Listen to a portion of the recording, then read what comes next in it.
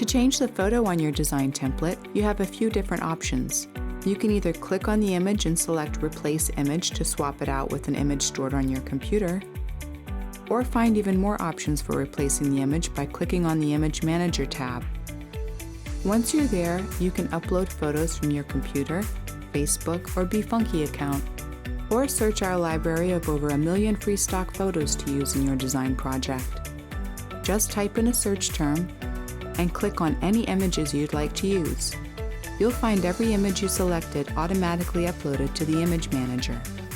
You can easily replace images on your template by dragging and dropping the thumbnails over the existing photo, and add photos to your Image Manager at any time by dragging and dropping them into the panel on the left.